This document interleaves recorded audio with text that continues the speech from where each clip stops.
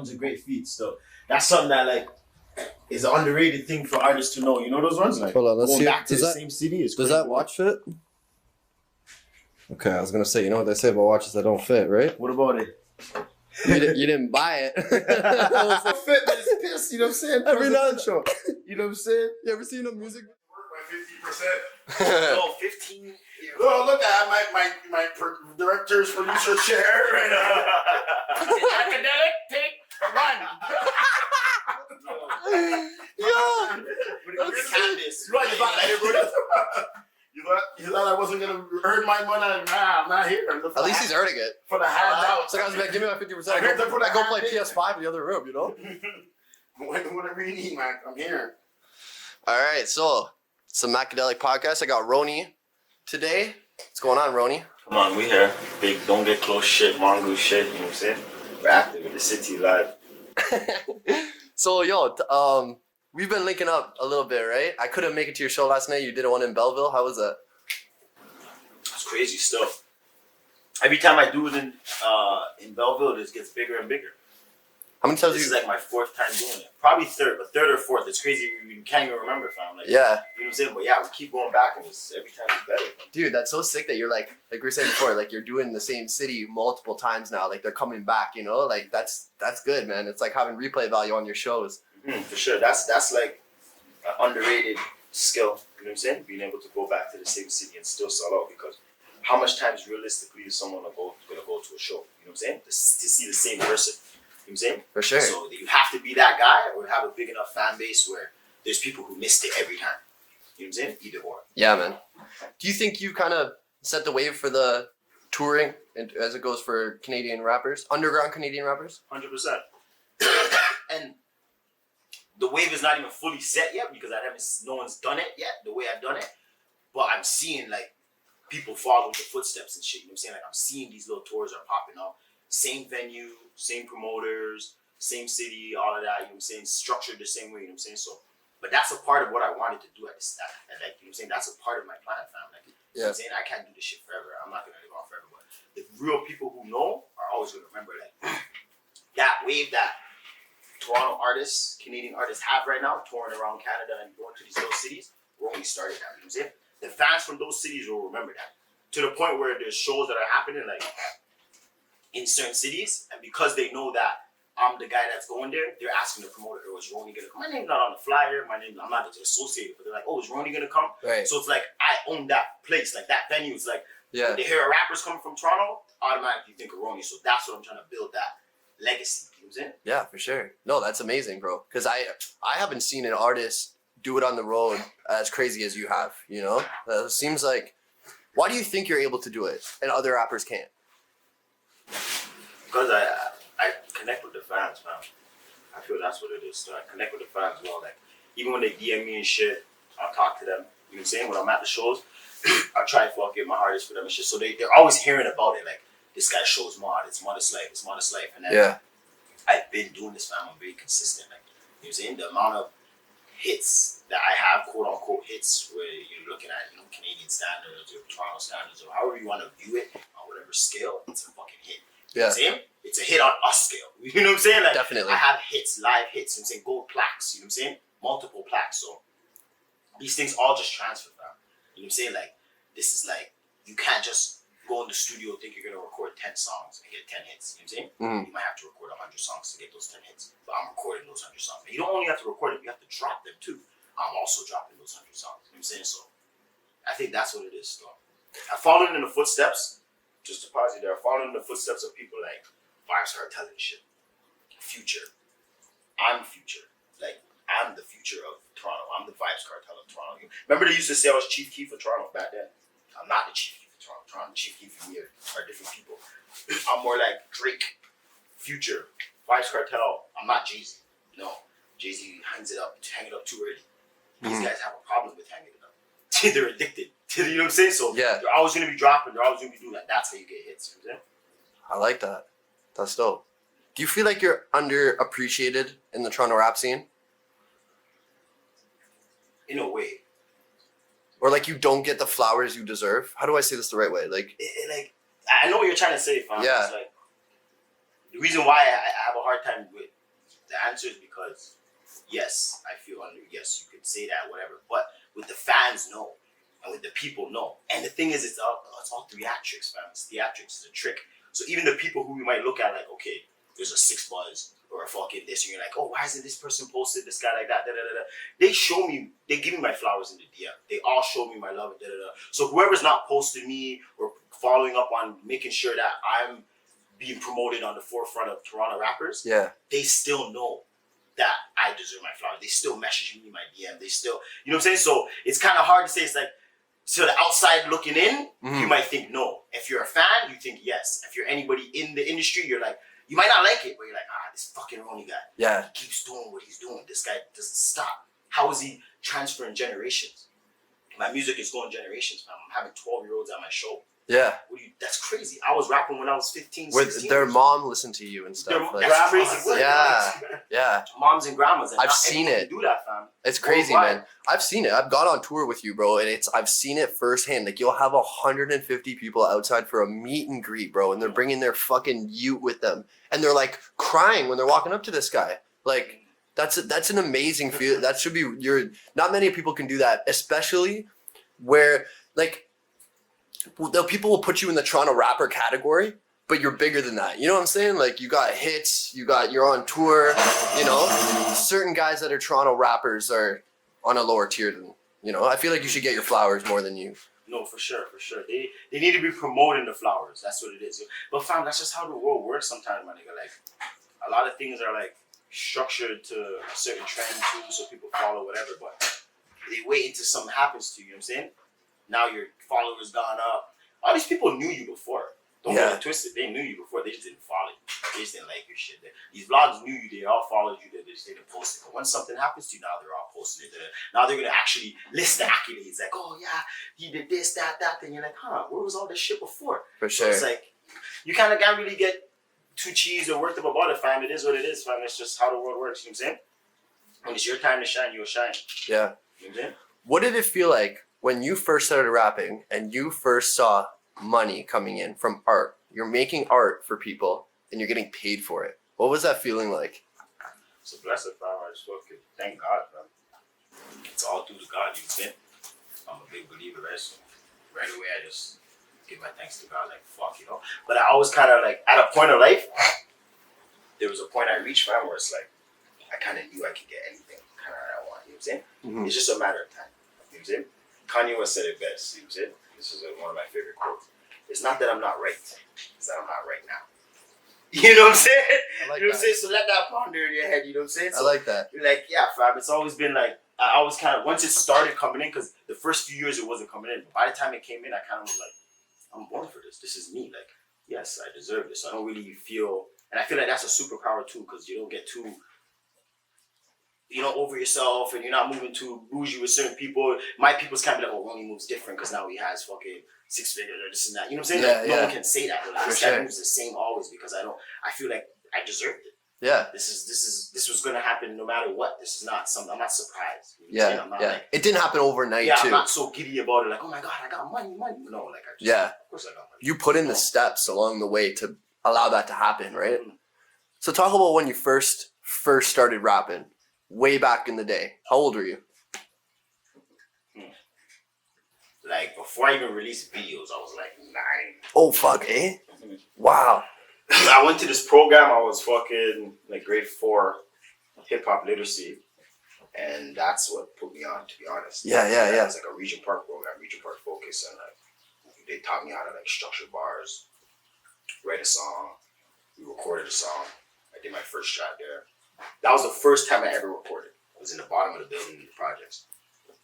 There's like a studio. They have this little program for kids and shit, you know. But the first time I made a video was. I was 2016. I was like 15, 2016. I was doing that for you. Yeah. That's so crazy, Ever since then, I never turned back. Huh? Wow. So you've been rapping like half your life almost at this point. Yeah. Wow, that's amazing. That's why you can hear it. You know, you can do different. You're versatile. Mm-hmm. You know. So talk about when did you meet YH?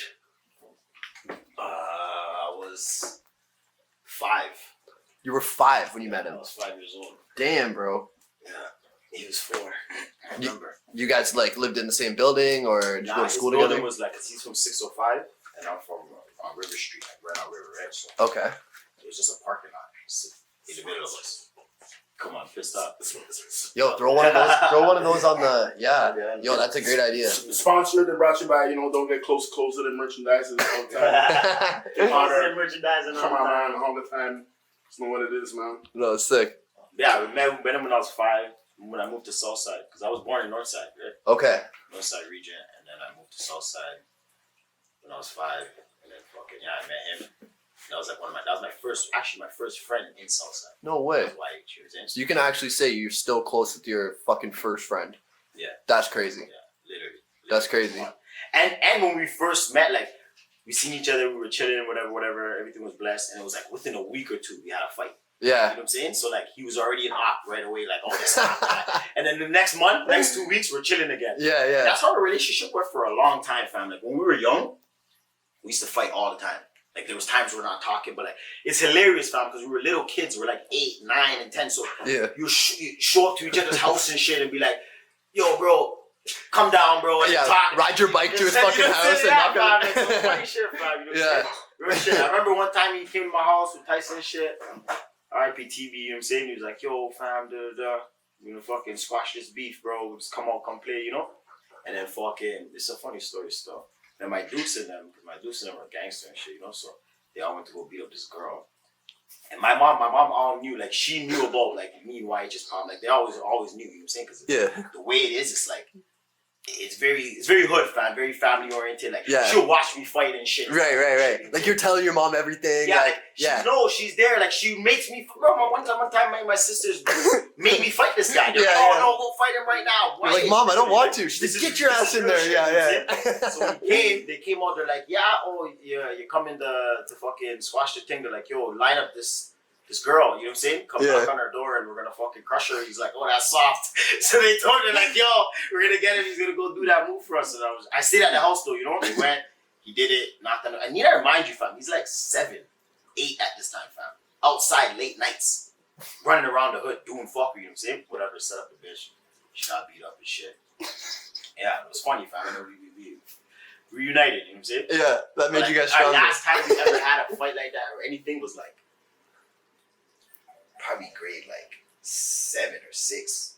So it's like, it's so long since we ever fucking kicked off. Yeah, You know yeah. what I'm saying? Like we've been kicking off in the beginning and ever since like grade 6, 7, the best bestest of friends, you know what I'm saying? No, that's sick. And did you guys like start rapping together like early on? Bro, me and this guy were doing fucking performances for the hood and shit, fam. Like, you Okay. don't even know, there's some legendary shit. Like me and this guy go way back, fam. Like I remember one time there was like a family reunion thing in the hood under the church. And that was the day AI died. Because I remember AI was there too, and it's crazy. Like that's one of the older heads, Mhm. And he was there and shit. Him and Juice, another nigga from Bleecker or whatever, died the same night, But it's just shit that like I always remember, like For we sure. were young, fam. We were like, what year was that? I think it was like 06. Oh wow. 06, 07. So I was like 12. Yeah. Yeah. But yeah, we performed there and shit. There's a video of that. I'm trying to locate that video. But yeah, we performed there. We used to do that all the time, fam. We were like the hood rap stars. There's a community center we went. I remember we did a fucking rap concert at CCC. I remember he won. Niggas don't know that. YH He won? Yeah. Okay. I gave Dirt 2nd or 3rd or something like that. Like we all did. You had that one on you for a while, eh? If he sits here to talk to you, he'll tell you how cheese that low-key was. And he tells you this like as we got older, like when we were young, Yeah. this is how our relationship was. Like he knew I was cheap. He never talked about it. He just won, Yeah. and it was it. We never talked about it. Like it was cool. But as you got older, he's like, fam, I knew you were actually like, Yeah. cheese. And he told me that's when he knew I loved this rap shit so much. Because he's like, fam, you actually really wanted to win. Genuinely, like, you were so mad you lost. You know I what I'm love saying? that. That's Yeah, sick. yeah. That's a good story, dude. I was gonna ask you. So you were saying that the program for after school is what kind of got you into rap, right? And then like the niggas on the block, like they had me in it, but that got me into like writing a song. But do you think if that program wasn't there for you, you wouldn't have maybe got into it so early, or maybe you would have went a different path, or No, there's no way. There's no way I would have known. I don't think not as early. I made a still been a rapper or whatever, but not as early, because that had a big impact, fam. And I went back like every time. You know what I'm saying? Like every year I went back, Would you ever do something like that for the community? Like do a program, after school program for kids and try and help them out and direct them off the street life and all that shit? And Yeah, it's a good idea. Sure. yeah, I'll do something like that. I feel like you the kids, bro, they would jump at an opportunity to be able to learn from you. You know. Mm-hmm. Yeah. Sure, it's true. I should think about that. You just put me on some drip, man. Yeah. Hey man, I'm here till Thursday. So yo, where'd you get the name Roney from? Oh, that's a good question, eh? Holy fuck, that's a good one. I didn't see that. Yeah, that's a good one. No one really knows this, but there's this nigga from. See, we have to go back. You know what I'm saying? Okay. So I moved to Parma. 2008. Like it's summertime, so I was going to grade 9. You know, 13, 14. You know, but I went to this basketball program, like in the center, like right across from my house. And this one guy, the coach, he gave me the name. But it was weird, like it just came natural. Like he was all, my name was normal, whatever. He was saying my name, whatever. And one day he just said it, you know, like Roney, and it just stuck. Yeah. And what's crazy is he didn't even remember he did that. When I told him, I'm like, you don't remember? You're the first person to say that, bro. Like, trust me, I know it's my name. Trust me, I know, bro. Yeah. I've never heard no one call me that ever in my life. Not my parents, not nobody. You're the first person to call me that. You say, and yeah, that's actually mod, you know. That's sick. And I still like fuck with him to this day, yo. Like he had a big impact in my life as well, too. Sorry, you said that was your basketball coach? Yeah, being like a guy that's like from the hood, but he's not like all the other hood niggas do. Like he had a job. Yeah. You know what I'm saying? Yeah. He's working in the center. He was doing positive shit. Positive shit, but he's also still street smart. Right. You know what I'm saying? So it's like that's something that always helped shape me. Like I always go to him for shit and shit. Like, yeah, he's like a mentor. Yeah. Yo, you need guys like that in your life, man. You need guys like that in your life, bro. Like to just show you when you're, emotional or whatever the fuck. You're young, you're immature, guys help you. I always had those though, to be honest. Like I feel like without even trying, and it just happened. Like I was thinking about it the other day because I had like big brothers when I was in school and shit. They put me like these programs, these are for like at-risk youth type shit, But these people were like Miskeen. I remember I didn't have a dad. Right. So everything I'm learning from a male figure is from the man, you know what I'm saying? Which is still good, but I need another side of it as well. For sure. You can't just learn hood shit only. You can't. You know what I'm saying? Like yeah. You have to learn the other side because once you start growing up and you start learning about the other side, you're gonna be behind. You know what I'm saying? So these guys kind of kept me like mentally ahead a little bit. You know what I'm saying? Like just a little bit. You know what I'm saying? So I always did that. Even up with Fynch, like the nigga that just gave me the camera, like he's one of those guys. You know what I'm saying? Like that was mentoring me from young, like someone that's like. No matter what, they know, okay, this guy's gonna do his shit. I'm gonna be doing my wild shit, but they're always there to like help bail me out of jail or something. And it's like, I see something in that. They're like your family. Like, low key. There's a difference. It's not just this as being an older head. There's these older heads too. You know what I'm saying? Like there's different older heads. You know what I'm saying? I respect all of them. No, that's amazing. Mm-hmm. Talk about Fynch, bro. How'd you meet Fynch? I met him when I moved to Parma. Okay. Mm-hmm. Yeah, he fucking. See, my house was like the hood house. You know what I'm saying? Like that's how I grew up, from Regent to Parma. Like, did everybody go there to chill and shit? Yeah. Okay. Niggas didn't need to fucking really knock, type shit. Like, if the door was open, you kind of come in and just all up, smoke. Whatever. My mom's upstairs. Times you're not even there. Probably guys are just like, I grew with that. You know what I'm saying? Hey, Roney, toss me the lighter. So he was a part of that culture. You know what I'm saying? Before Fynch was this Fynch, he was a different Fynch. You know what I'm saying? You know what I'm saying? We're not gonna talk about that right now. You know what I'm saying? But Fynch was a different man still. But he was in the cut, and that's my house was the cut, and that's how. You know what I'm saying? Fam, there was a breakfast program at the center, and this guy fucking used to bring me food every morning. You know what I'm saying? And he thinks he's slick because I know a part of it, fam. Nah, come on, I'm not dumb. But he used to bring me food every morning, knock on the window every morning, early in the morning. Yo, Roney, yo, I brought breakfast for you. But I noticed, every time he comes in, it's his break and he's smoking a spliff outside. It's cold. He just wants to get in the house. He's like, yo, I gotta get in this house. I'm gonna bring him some food. If I knock on the man's window at 9 in the morning, talking about open the door for me, I'm trying to come in. He's probably gonna be stressed. If I bring him food, there's no problem. So he's opening that door. And that's a cheat code for like, even my sister's friend back in the days, they told me like, that's why they used to do that. They used to do the same shit in the nighttime though. They used to come at like 3, 4 a.m. They go to the club and shit, but they'll bring you McDonald's and shit. Like, Okay. We got a burger. We're bringing a burger for you. You'll stay up tonight. Though. When I knock on your window, Yeah. don't worry, I'm gonna bring you McDonald's. Yeah. But really, they're just trying to get in without my mom knowing. Yeah. My mom always kept me at the bottom floor. And you know, she's like, always, no matter how young I was, man, she always felt like I needed to be there to protect the house, even if I was 10. Fam. Yeah. Real shit. 10-year-old me was at the bottom, fam. I was always at the bottom, you know. Were you? So you said you grew up without a dad, though, right? Yeah. So are you the oldest male in the house? I'm the only male in the house. You're the only male. So you were like the fucking male fucking figure of the house growing up. Mm-hmm. Yeah. So there you go. Like you were kind of thrown in. You probably grew up a lot quicker than most kids, right? For Like, sure. That's why my mom did it like that, fam. Remember, she's straight from Yon. You know, like when she came down to Canada, was the year I was born. Okay. You know what I'm saying? So she made sure, like, I caught her whole play as I was growing older. You know what I'm saying? Like, I'm seeing, like, because I was like, how do you do it like this? Like, Yeah. but remember, my mom, there's things about her, like, I never seen her cry.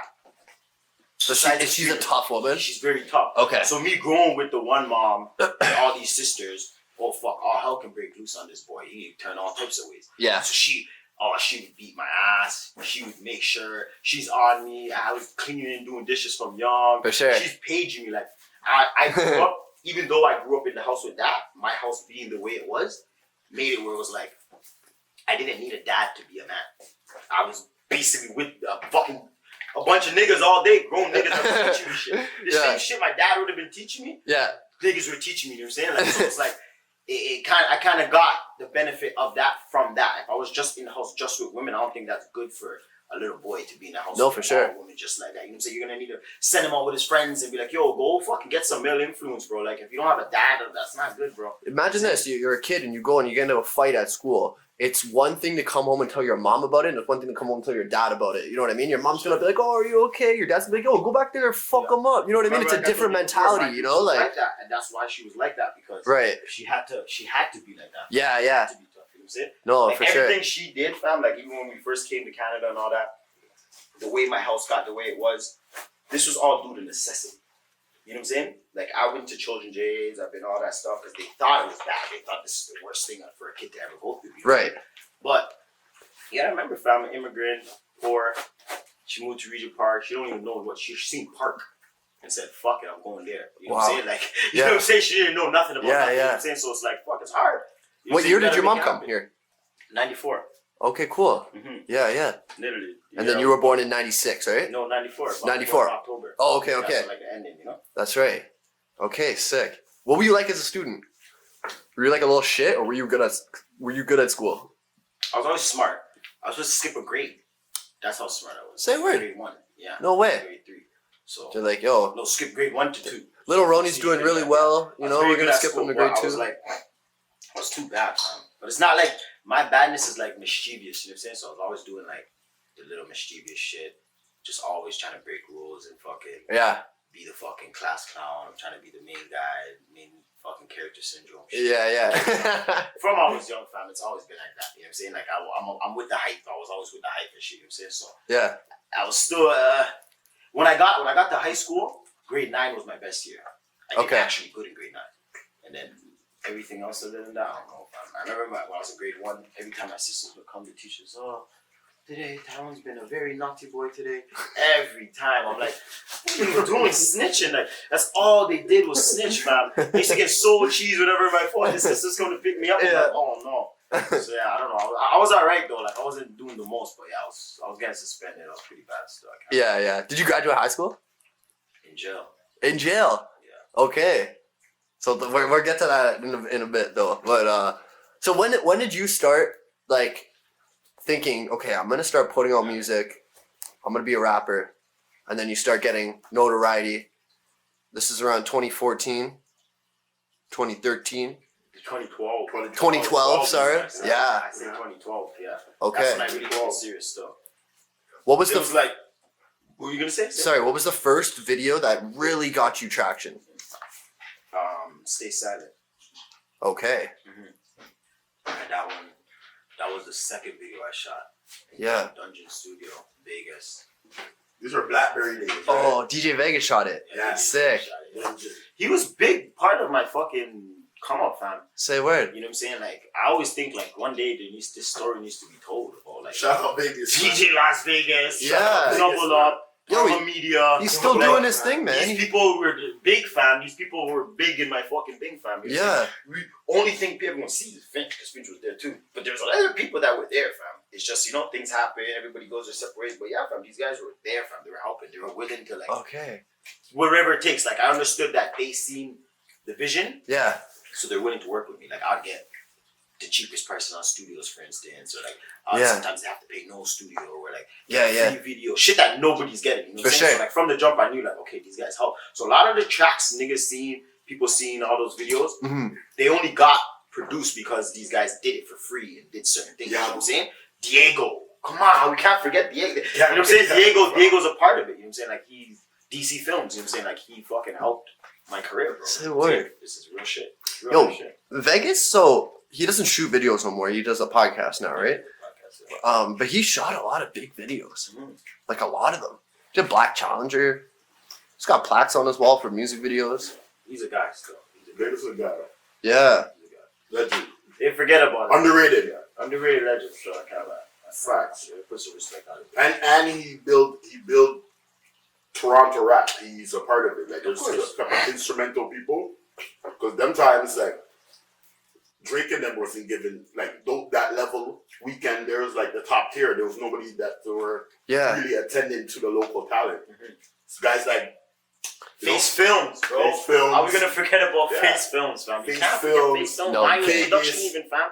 Sonny You can't forget Diamonds. Myers, fam. He was there, Sonny Diamonds. Some of them. Real shit, Sonny Diamonds. Remember Myers Productions too? I Myers. remember Myers. Yeah. Yeah. He was another one that was doing Mhm. numbers Yeah, back then. he has legendary videos on his belt, fam. Yeah. Absolutely. Yeah, legendary videos on his belt. He's a guy. He's another guy that no one talks about now, but back then he was one of the top 3 videographers. 100%. Easily. It was easily DJ Vegas, Face Films, and Myers Productions. Yeah. Those are the 3. Yeah. Absolutely. And Double Up. You can't forget Double Up. Okay. But the Double Up, the only thing with Double Up, this Mhm. was Double Up's thing, why he doesn't get that recognition is because he was only working with me. Right. These guys actually were working with all Everybody. That's the thing. You know, so Double Up, if you weren't listening to me heavy, you don't Yeah. even know who Double Up was. I noticed that too with even my generation of videographers because I work with you and then I work with Robin Banks and then I work with YG and I work with all the big guys. That helps, but there's certain videographers that work with like one big artist. You know what I mean? And they probably aren't have that reach that someone like me or Reed or does, right? 100%. What was it like to get your first million views? Like when you look and your music video has fucking 7 digits on it, what are you thinking in your head? Fuck, I'm happy still. The first time I heard I had a million, I was in jail. Okay. Yeah, I remember that. And it was on a stream. It was streaming. It was with Dum Dee Dum. Who the fuck is that? It's a track called Dum Dee Dum. Oh, okay. Back in the days. Yeah, and I heard that when I was on the phone, I heard it got 1 million streams. I was like, what the fuck? Crazy. Yeah, I was like, yeah, so that shit was, I don't know, made me feel good still. Wow. It keeps you going, fam. You know what I'm saying? Like, you need that, fam. Like, even when I'm doing shit, like, you see I'm doing, like, these shows and all that, or I do any contract or whatever, or I make any move, I make sure I put aside, like, you can call it, like, dopamine money. I need a rush. What am I going to do to get this rush? Because that rush, and then you're feeling for that again the next time around. Yeah. So that's it. That's that. Like, that million is like, you're in the studio that week for sure. Like, if you, especially after your first meal, oh my God. Oh, that you feel You're like going off. you Come on. yeah, you feel like going off. you feel like, like you're Kanye. Yeah. Yeah. So that's it still. Oh, that's amazing. Yo, let me pause that there because that. Don't get close. Macadelic. Episode 1. Take 2. Thank you. I'll cut your check after this. Come on, man. 15. 15. That's my nigga. 15. All right, so let's talk about a big part of your life was you got knocked and you went to prison. How did that change you just as a person? It helped me still, to be honest. Like, when I was in there, fam, like, the shit that I took from it, I took a lot of good, you know what I mean? Like, talking to a lot of older heads, people that went through it, shit. The shit also fucking shapes your fucking, what do you call it, like, your psyche too. You know what I'm saying? So, I see those things too, you know what I'm saying? Like, I'm aware of little things, you know what I'm saying? Like, where I get that, like, those feelings of, like, I smell a smell or hear a sound or somebody says something, like I just get that feeling like I'm there. You know, it's like an anxiety feeling. Interesting. But it's quick, you know, and then I'm like, it's like literally, fam, it's like I have to blink twice type shit. Like, Yeah. oh shit, no, I'm not there still, you know. But you remember, like, I was there from a kid, you know what I'm saying? Like, 19, you know, to 23, that's, like, I'm learning a lot, you know what I'm saying? Like, I'm still becoming a man, you know what I'm saying? So, I grew up in there too, you know. But, I don't know, it shaped me, I took a lot of good from it, fam. My vocabulary, that's one of the main things that I always tell people, like, because when you're in there, you kind of have to move a certain way, you know what I'm saying? Especially when you get to prison. So, as a young kid, there's always going to be that older head that's going to try to come and show you the ropes, you know? And like having manners, respect, being clean, things like that is things that like, you get taught, you know what I'm saying? Right. And like how to speak to the guards. You know, they tell you like, yo, if you want to get what you want to get, like you wonder why I get these things, why the guards deal with me, because I talk to them like this, you know? You gotta say ma'am and this, and you know, like, you know, yo guard, yo CO, that's gonna get them on your ass, you know what I'm saying? So like, it just teaches you, you know what I'm saying? You come out in the world and you see someone talk like this, you're like, oh, I remember that when I was a youth. Right. I was in jail having to talk to the guards like this, you know what I'm saying? So little things like that, you know what I'm saying? My school and shit. Interesting. So I learned that stuff, you know? I read a lot of books. Yeah. You know what I mean? So you learn how to survive in jail. It's like, it's a bad thing to go, but when you're already there, it ends up being a positive. Especially for a street nigga. You know what I'm saying? Like, you get to really, really see what's going on in there. Like, the niggas that been out of the streets from when you were 10 and now you're 2019 and they're still there for 10 years. Yeah. You're getting that generation's drip, the generation before you's drip, your generation's drip, you know, so like you come out more advanced than another nigga your age that never did a bit. Right. You know what I'm saying? Yeah. That's a guarantee. It's like your psychological age is more. Like, yes, it's like, 100%. Especially with this street shit, fam. Like, there's a way to finesse on the road, but try finessing when the guards live with you. You're on the, it's like, you're in pretty much a mansion. That's why I used to always tell niggas, you know, we're in the mansion right now. We're in the suite.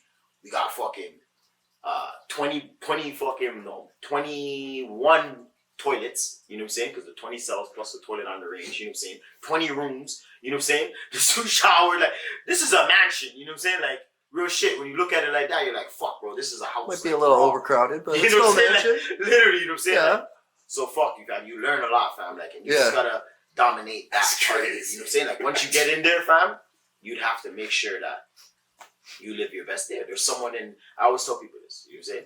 There's somebody in Regent Park living amazing, he's not stressing. There's somebody in fucking Somalia that's not stressing. India, China, America, everywhere, fam. Do you know there's a man that's on Sherburne right now living his best life? Just like there's a nigga in jail living his best life. You don't say you go to jail and want to be there, but when you're there, my nigga, adapt to the situation. Adapt to it, because if you don't adapt, you're gonna lose your fucking marbles. You're gonna come out not the same. You're gonna come out crazy. That's how people get crazy. They get attached to the road. You know what I'm saying? Yeah. They don't learn how to adapt to their surroundings, and over the years they turn crazy, fam. What's the word for that? Institutionalized. You get stressed out, fam. You get overly stressed out. You have to just kind of accept it. You know what I'm saying? For sure. You do, or else you will lose your mind. You know what I'm saying? Like, you're raising your blood. Imagine, fam, just being stressed out every day, all day about getting out. That's gonna raise your blood pressure. That's taking off years of your life, brother. Absolutely. You're notching yourself. You just notched yourself for fucking 6 months. Yeah. Congratulations. You know what I'm saying? You're not getting out, so why are you stressing? You know what I'm saying? Yeah. Try to be the big dog. Try to be the guy. Like, you know what I'm saying? That's what it's about. You know, live comfortable. You know. So you have to do it, fam. You gotta adapt. You know. So what were some of the things when you got out that were like different that you had to like reacclimate to like the outside like world? Like what were some things that changed? I don't know. Moving around. I move around different. You know. Like how I moved before, and like when I came out, I thought I was gonna come out and we're gonna all be doing the same shit. It was gonna be the same thing. Till I realized it's not the same, you know what I'm saying? And right. Over the years, shit's just getting crazier and crazier, right? Like, the city's mod, you know what I'm saying? Like, and it's getting modern and modern. Like, Canada's still young in this whole gang culture type shit, this whole hood culture, you know what I'm saying? So like, more things are piled up. Like, the amount of problems that might have been around 10 years ago, math alone tells you, guaranteed more. It's the math alone tells you it's not gonna be less. You know what I'm saying? Like, that's not what's happening here. So like, shit got real. Like, shit's different. You know what I'm saying? Like, and you're grown now. You're more grown. People are looking up to you. Like, I'm having my young niggas that when they were young, Yeah. I just looked at them as like young kids, and I'm just a young kid, not realizing they were looking at me like an older nigga. But when I came out, it started to hit me like, holy fuck, like I'm actually like an older head to these guys. Like the way I looked at niggas and expected them to do certain things or be on certain levels or whatever, these kids are now looking at me like that. Because when I went in, I was the kid. You know what I'm saying? So like, just that, you know, adapting to that, you know? But like, as far as like, adapting to life and shit, it came pretty easy, to be honest. Easier than I thought, you know what I'm saying?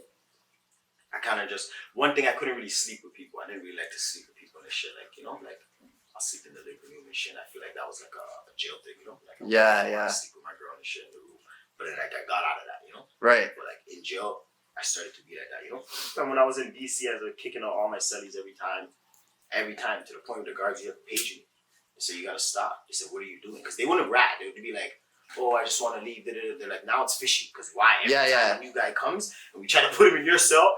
And note that when I was out OT, they do flights every 6 weeks. So if I don't get a celly now, I know I'm good for another 6 weeks. I'm 30. So they're like, yo, you're doing something, you know? So they forced me one time. They're like, yeah, you have to. But they made me choose. They're real. They're like, yo, come behind the counter. They show me the guys that are coming. They're like, yo, who do you want, you know? I seen this native guy. There was a bunch of guys, but all look like weirdos in waist suits, you know? I seen this native guy. I'm like, yeah, that's blessed. To be honest, I was just like, yo, he looked like he might have a package. You know what I'm saying? Turns out he did. You know what I mean? Made life a little easier. Yeah, it was alright, you know? That was like close to the end of my bid, you know? Yeah. I finally accepted a setting, but I didn't want to sleep in the same room as people. Like, even if we were in the same room, different bed, fam, I didn't want to. Yeah. You know? Sleep with one eye open. Yeah, You're like, oh, this like good guy. 2 years straight. Like, I didn't want to sleep with nobody. Yeah. You know Yeah, it's like a paranoid thing. Yeah. Interesting. So what were things that you did on a daily to just pass time? Were you writing raps? Were you playing basketball? Were you fucking around, joking? Like, what were you doing? I was causing mischief, so I took all that mischievous shit right to jail. I'll tell you that. If any guard could have came and had an interview about me there, they'd say, this guy, man. I was always doing something like, just trying to fucking make it happen, fam. Like, yeah. You know, and it turns out that everything we like to do is illegal there. You know, we want phones and weed and, you know, like, so it's like, come on, I don't want to do this shit. I'm trying to do this shit. So I'm always trying to just get high, play little cards, talk on the phone. I was a phone guy, you know what I'm saying? Like, I'd always have a phone, you know, so. Yeah. You know, I go on the phone high and shit, you know. Like, fam, they gave me, this is a funny story too, they fucking in jail, like, you walk around with a card, you know what I'm saying? And on my card, it's a contraband guy in like red permanent marker. You know what I'm saying? And it just came randomly one day. You know what I'm saying? So I kept trying to get it off, and there's this one guard that's like, he's a 30 man. You know what I'm saying? So when I talked to him, I said, yo, like, look into this. Like every guard I asked this, they said, oh no, we're not doing whatever. So he looked into it. He said, oh, it was a white shirt. They put it on there. He said, oh, you attempted to smuggle contraband, whatever. But they never caught me doing that. They just were so on me. I was too much. They said the white shirt did it. They called to get it removed. They said, no, you have to have it on your thing. So every time when a guard's bringing you to like core or medical or something, a different guard comes to your range to pick you up. You know what I'm saying? They'll call your name, you come. But they have your card. They always look, they're like, what the fuck? Contraband guy. Literally those exact words. Contraband guy. I don't even know why it became so like, it was like no that, better fam. term for it? Like no better term, fam. They were straightforward. You know what I'm saying? Damn, bro. Was there a lot of artists that were locked up when you were locked up? Like, did you see other rappers in there? Yeah, I was on range with a lot of them. I might forget some names, but Sizzlack, Lava P. Oh wow. Fucking obviously any nigga from my hood, Turk and Tyke and them, whatever. I did time with them. Who I say Hype Up. He was on my range at the time. Eslo. Hyper, yeah. Fucking a lot still. Over the time, like over the thing, like things will come up. You know what I'm saying? Like Jay Noble was on my floor. He wasn't on my range, but he was on my floor. I'd see him like do the glass and shit. You know what I'm saying? He'd walk by and shit. Yeah. But like when I was in there, especially like in the South and shit, they'd always have me on a range with like Regent niggas or the town niggas. You know what I'm saying? So it's like, whatever side is affiliated with that, that's where I'm going to be on, you know what I'm saying? Right. So, every rapper from that side, you know what I'm saying? Like, I was with a lot of people before he was fucking coming out and got his big club. Like, he did the Tiger Blood that got knocked or whatever, but I was with him, you know what I'm saying? And that's how I knew him, you know what I mean? I didn't even remember him knowing from Tiger Blood or nothing like that. Right. Yeah. So we did a lot of time together still. Our Damn. pieces left too. These are really good. Okay. Wow, man. Okay. When you were you ever close with Smoke Dawg Yeah. growing up? He was like my neighbor, like pretty much. Like see how like YH was like my neighbor. Like Yeah. YH lived here. The parking lot was here, Mm-hmm. and then right beside YH's building was Smoke Dawg's house, and then right there was my house. Like Say a word. literally 2-minute walk. You know what I'm saying? Yeah. But like our families grew up together, like you know, like my sisters and everything. Like from day one, fam. I remember when they first moved to the hood. Probably like I don't know. I was probably like 7.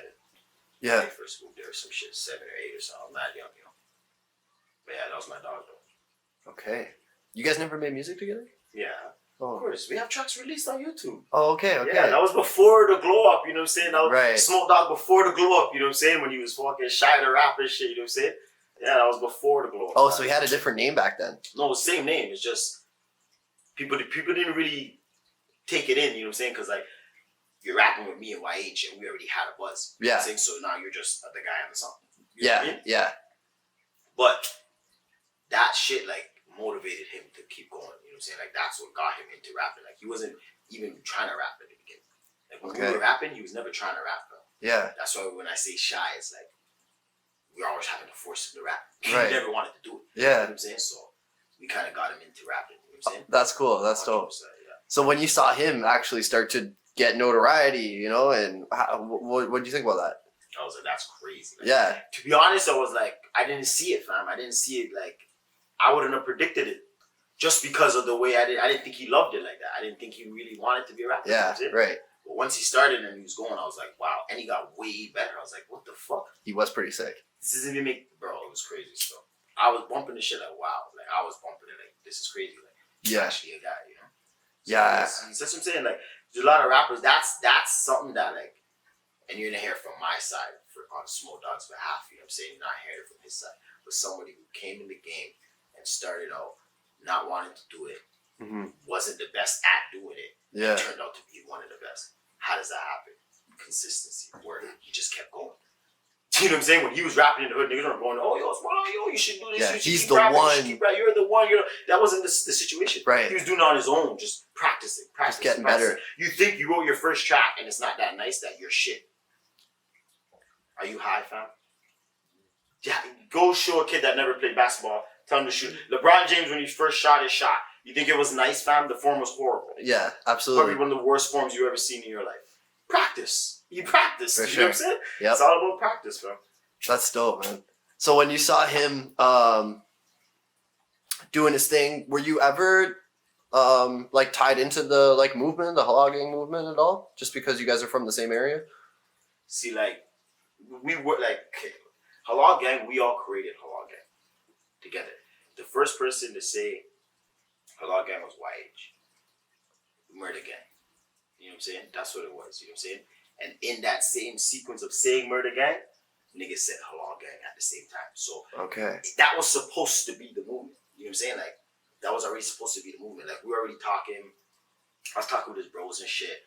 They were telling me that, like, oh, yo, we have all this going on with EXO and blah, blah, blah, whatever. So I was there, I was aware, I was listening, whatever. But, you know, you're not sure. Okay, people say stuff, whatever. So I'm there, I'm listening, whatever. But that was like a month or two before I got knocked. So that's one thing that came to my head right away. I'm like, oh my God, these guys were telling me this. Oh, we had this plug, you're about to be da-da-da. And they're telling me, Ronda, let's do this. And I'm just listening, and I'm like, okay, cool. You know, like, okay, sounds nice. Like, yeah.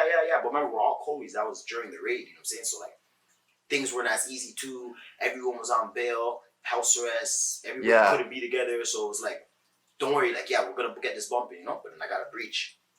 Then went away, you know? So, and then obviously when I came out, then, you know? Whatever happened to Smoke Dawg, rest in peace. And then, rest in peace to him. Yeah, he was a legend for sure. He, so you got knocked from 2014 to 2018? It was 2019, 2018? 2018, December 2018, so pretty much 2019. Okay. And what was the first video you dropped when you came home? First day out. First day out. Okay. And then, when did Forget About Me come out? It was right around that. I think 2019. Oh, okay. So it was the next year. But it was like a couple months really because I came out in December. So it was right. And I did it in the winter. It was in the winter. You're wearing a coat. I did it in like March or February. I remember that. I thought I thought that might have been your second or. Yeah. Like 4 or 5 months after being released. Okay. Because that one ended up being one of your best videos, or sorry, one of your best tracks, like just in general. Yeah. It just went gold too. Okay, sick. You have a plaque for it already, or is it still on the way? It's on the way. Yeah. That's amazing. Do you see first day out? I actually regretted dropping that. Like that's one of my biggest regrets from when I came out. Why's that?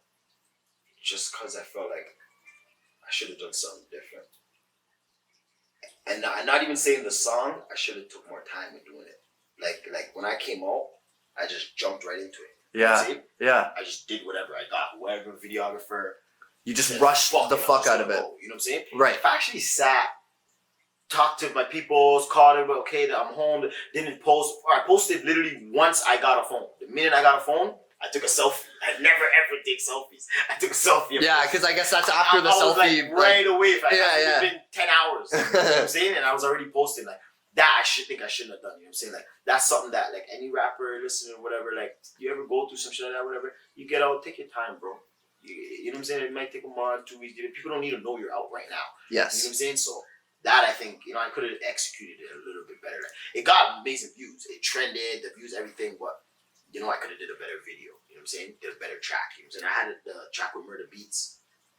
And then he was like, yo, let's drop first day out on my beat. Mm-hmm. Begging me. But I'm like, I'm still young too. I'm not taking it in. I'm just like, man, I'm going to do your track. I already made the first day out track. I called it first day out. I don't want to waste this song. Right. I'm just going to drop the song. Really, I probably should have just remade a first day out on Murder Beat or did those lyrics on that beat. I should have tried to implement the Murder Beat thing to tie with. Absolutely. He was hot at the time. Yes. You know what I'm saying? Like, it should have tied with it. Yeah. You know what I'm saying? To the point where people be like, oh, is Roney signed with him or something? Like, what's going on here? Like, I didn't make it collaborate. Like, I kind of just let it go. And then I did drop the Murder Beats track, but by the time I dropped it, it looked like just Roney dropping the track with Murder Beats. Cool. Like, it's not. Right. It didn't have the buzz it could have had. No, man. It didn't have the same Interesting. buzz and impact. No. That's cool to hear your side of it. Like, there's not everything is just, we dropped the sickest video, bro. Like, there's a little bit of, things that behind the scenes you might not know about, right? Like, no, for sure. That's cool. I like that. What do you think that you? Okay, sorry. Let me some of your you have songs, right? You have songs that don't even have videos, like Alibi that has 1.8 million fucking views with the audio on YouTube. Like, no Toronto rappers can do that, really. Like. Why do you think? Not a lot of rappers, period, fam. That's real shit. Yeah, like there's Drake videos that'll have 500K as an audio, right? Like because I saw you talking to Friday, and he kind of reiterated the thing I was talking about earlier, right? Like you're actually way bigger than the average person thinks in terms of like the music, and like you might see top 5, being on the headlines and stuff. You're more low key, right? Top 5 don't got plaques, bro. He might have one. Plaque in his teeth. Wow. Moving on. Wow. But I was gonna ask. So, did you perform at Rolling Loud? No. You never performed at Rolling Loud. No. Why? How come? You would have been a go-to for Rolling Loud. It would have been perfect. It would have been. No one approached you. But they approached me the year after when they got canceled. Oh, So I okay, was supposed okay. to be on the next one. I feel like because they made a mistake there. They were They like, must have, fam. Whoever was setting it up did a goofy ass job with that. On my part, whatever else you're doing, I don't know what else you're doing. I'm beyond that. On my part, whatever politics you were running with, you're a fucking idiot. You know what I'm saying? This doesn't make sense. The city needs to see this shit. What are we talking about? How the fuck does Roney make sense on Rolling Loud for Toronto? And we got half the fucking list hasn't even hit 100K views in their life. Does that make any sense? Who the fuck would sign off on some shit like that? That stuff doesn't make sense, man. You can't just do shit. People just do shit because they can, I have a body, I have arms, so we just do things. I have a brain. Yeah. You can't just do that, fam. You have to relax. You know what I'm saying? Yeah. Calm down. You just do shit. Okay? Fam, the way it would have viraled the place, if I came out with fucking Seen It All, Go There, Won't Sleep, Forget About Me, Alibi, Wrong, and come on, fam. But it inspired that, though. Come on, fam. Won't sleep till I'm laying in the coffin. No, the hardest out one, you know? Remember the front? Yeah. And that was my get, because remember they have their logo fucking rolling loud, so I fucking did their font for my hardest out tour. And I still been on it till this day. Like, I'm selling out shit. The amount of people I could have brought to the Rolling Loud myself. The way the crowd would have been going, fam. Yeah, because I was gonna say, if I worked for Rolling Loud and I'm doing the scouting for the artists, I'm looking for who's gonna bring the crowd so we can sell the most amount of tickets to make money. And you would have been a great one to fucking bring. Like, come on. Conspiracy though. Here's a conspiracy. Yes. Okay, I like this. Riddle me this. Why was there no Regent Park or Palmer Court rappers on the fucking Rolling Loud? Oh, you have to list you the names of people so you can be like, so Roney doesn't make sense? There wasn't one, Oh, Sickppl doesn't make sense? YH doesn't make sense? Turk? Little Barrett? Big Lean? Roz? ROZ? Nobody? How does that make sense, fam? Yo, you're onto something there. And the Puffy blocks. L's? The Safe? blocks. The Safe? blocks. What about Moji? Moji? No, Young Smoke? Moji didn't get. Young Smoke couldn't have gone? Smoke Dawg's brother? How? How? What? No. Yo, I Conspiracy, never fam. thought about that. There's no way there's not a conspiracy going on here, fam. There's no way in hell, fam. I just named you certified Toronto legends, fam. Yeah, you did. I thought Lil Barrett at least would have. No. He had so many hits. Lil Barrett was a guy at that time. What are you talking about? Before the whole Britney thing, he was running the city. That shit. Who did the scouting for Rolling Loud? The same blogs that do the same ball crew when it comes to Was it Sickppl? It's just all of them. It had to have been. You know? Does it make sense, fam? And the people that I heard doing it and shit, like setting it up, every time I link them on, they always say, oh, no. To be honest, nobody put it on DJ Charlie P.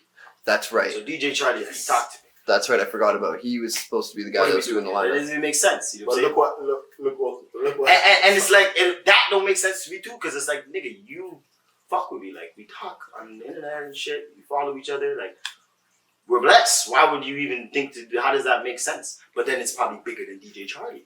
So you gotta think, does he have the call or the say to say, oh, fuck Regent Park and Palmer Court? He wouldn't do that. I would bet money that's, what the fuck problem does he have with those two blocks? It's deeper than him, fam. It's right. It's something bigger, fam. There's something else. It could have been a safety thing, you know? Maybe that's it. Because they already had a hard enough time separating guys. I know don't know that. what. I heard that. We do know the reason why all those people I named weren't on it was not because of clout or they weren't good enough or what?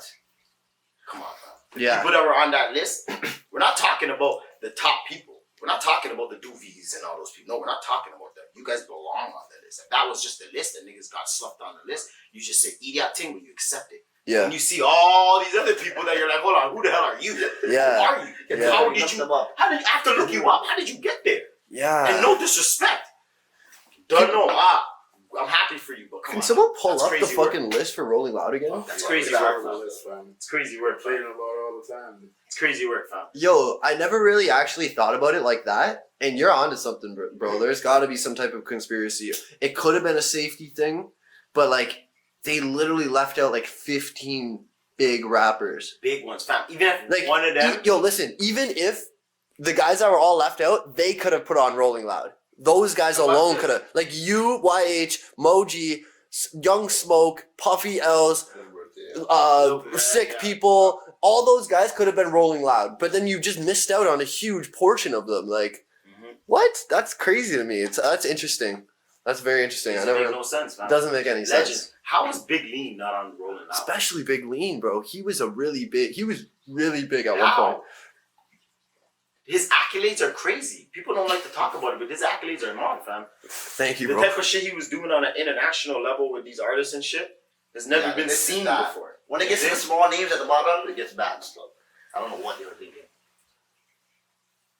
Okay, so TV Gucci, Paris Richards, 2KZ, YTN Paco, Tia Banks, Scody, K Charles. Yeah, no disrespect to anybody on here, but International helps. okay, like 3 on French. Yeah. That's right. Okay, 3 on French. Paco should be on it. DeCrook should be on it for sure. Doovie, yeah, for sure. Tolop Twin should be on it, yeah, for sure. But like Roney should be on there for That's sure. what I'm saying, fam. When you're looking at you, Pang should be on there. Absolutely. You're in that 100%. criteria of plaque big artists from Some the of city. those people you name don't even have plaques. Remember, fam, Wow, watch this. that's Look how interesting, disrespectful Rolling Loud is. Watch this. Remember, sick people got to perform on Paris's set. Paris Richards' set. Oh, yo, because I saw a video of him on That doesn't stage. make sense. Come on, how? And one song, which is a feature with Paris Richards, not even his own song. He didn't even get to perform his own song. How? How? The crowd was probably like, huh? Like, this doesn't make any sense right here. Something's not right. Like, what the fuck is that? How?